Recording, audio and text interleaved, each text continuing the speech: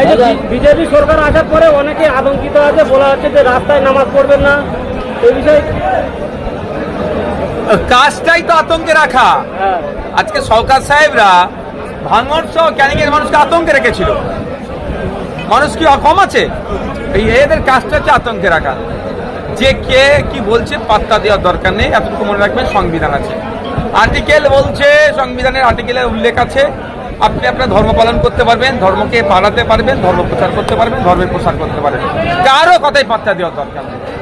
আতঙ্কিত তারা বেশি হচ্ছে যারা মেরে লুটে খেয়ে রেখে দিয়েছে। আর একটা বিষয় ভাইজান, সামনে যেহেতু কুরবানির ঈদ, সেই ক্ষেত্রে মানুষ অনেক বিভ্রান্ত হচ্ছে, এই বিষয়ে যদি কিছু বলেন। কি বলবো আমি? 80টা এমএলএ দিয়ে রেখেছে যাদেরকে, তাদেরকে জিজ্ঞাসা করেন না। আমাদেরকে একটাই তো ভাঙড়ের বীরেরা দিয়েছে, একটাই। সব নৌসাদ বলবে তাহলে 80টা তাদেরকে বিদায় কেন দিল? বারবার বলেছিলাম বিজেপিকে দিয়ে তৃণমূলকে আটকানো যায় না। এই 80টা যদি আজকে বাম আইএসএফ এর হতো, এই প্রশ্নটাই করতে লাগতো না। তারপরেও বলবো, দেশের আইন বিচার ব্যবস্থা আছে, অহেতুক কেউ ভয় খাবেন না, ঘাবড়ে যাবেন না। ঘাবড়ানো করছে তৃণমূলের একটা অংশ, যারা মেরে লুটপাট করে খেলছে, তারা মানুষকে আরো বেশি ঘাবড়ে দেওয়ার চেষ্টা করছে। কোনো জায়গায় যদি মনে করেন কোনো অপ্রীতিকর ঘটনা ঘটাতে পারে, প্রশাসনকে জানান, আমাদেরকে জানান, আমরা আমাদের সর্বোচ্চ দিয়ে সেগুলোকে আটকাবো।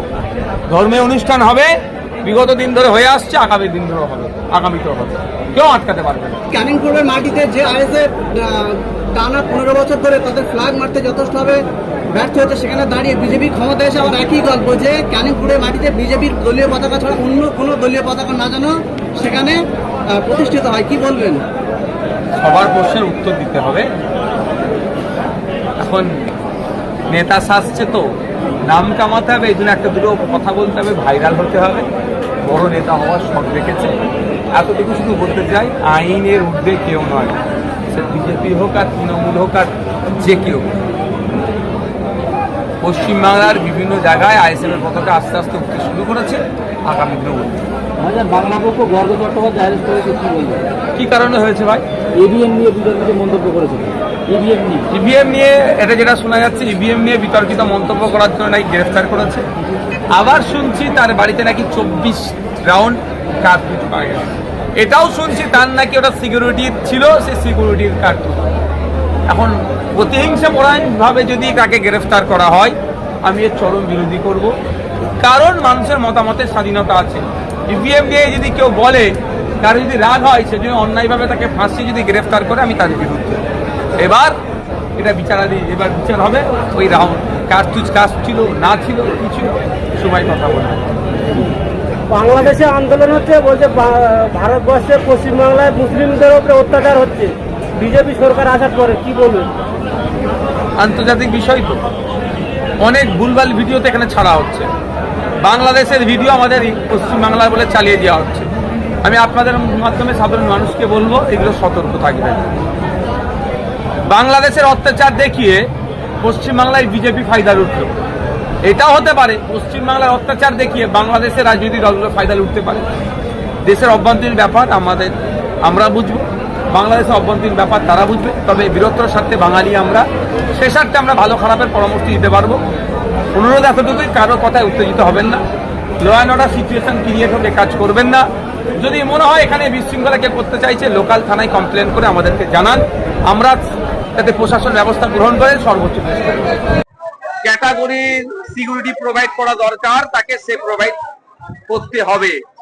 নওশাদ সিদ্দিকী এমএলএ হিসাবে যে নিরাপত্তা পাওয়ার দরকার, সেটা কিন্তু মমতা ব্যানার্জি দেয়নি, ফলে কোর্টে গিয়ে নিতে হয়েছে।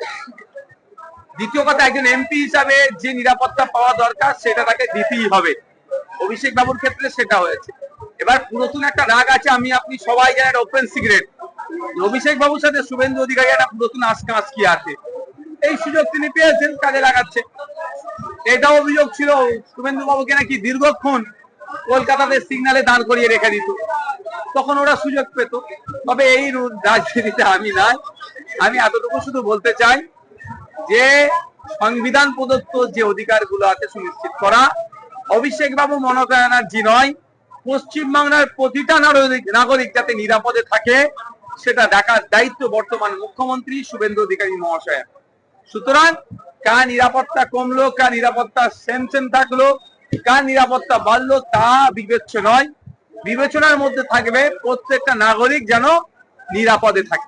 অনুরোধ করছি ফেক ভিডিও সার্কুলেট করবেন। দেখুন, আইএস কে কোথায় দায়িত্ব পাবে সেটা নওশাদ সিদ্দিকী কন্ট্রোল করে না। যদি আপনার আমার কারো মনে হয় কে সিস্টেমের বাইরে গিয়ে কাজ করছে ইউপিএসসির জন্য, সেখানে তাদের নামে অভিযোগ করা যেতে পারে, এক নম্বর। আর আমি যতটুকু জানি সিনিয়রিটির বেসিসে যেমন ডিজি হয় পুলিশের, ঠিক সে ধরনের বেশ কিছু নাম রাজ্য থেকে প্রস্তাব যাওয়ার পরে চিফ সেক্রেটারি হয়। তা এটা যদি নিয়ম বহির্ভূত হয় নিশ্চিতভাবে আমাদের সকলকে দেখতে হবে, একবার দেখার পরে অভিযোগ করতে হবে। তবে যেভাবে এখন নির্বাচন প্রক্রিয়া শেষ হলো না, এখন এক জায়গায় নির্বাচন বাকি আছে, তারপরে যেভাবে শেষ হওয়ার আগেই সিইও থেকে সিএস হয়ে গেল, এটা একটা সন্দেহ থেকে যাচ্ছে।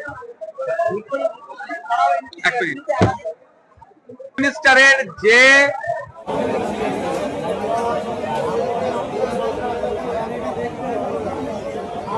আমাদের উপরে দেখেছেন, আমরা আজকে পেয়েছি মেয়েদের কিরকম অত্যাচার করছে, সংবিধান শুনছি বলে মেয়েদের দ্বিতীয় সাজা কিরকম করে দিনের পর দিন এখনো আমাদের হুমকি দিচ্ছে যে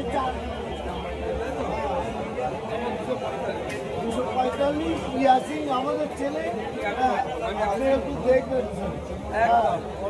আপনারা মাথা তুলে থাকবেন, কেউ কেউ মানে তার যে অন্যায় ভাঙরে অন্যায় বরদাস্ত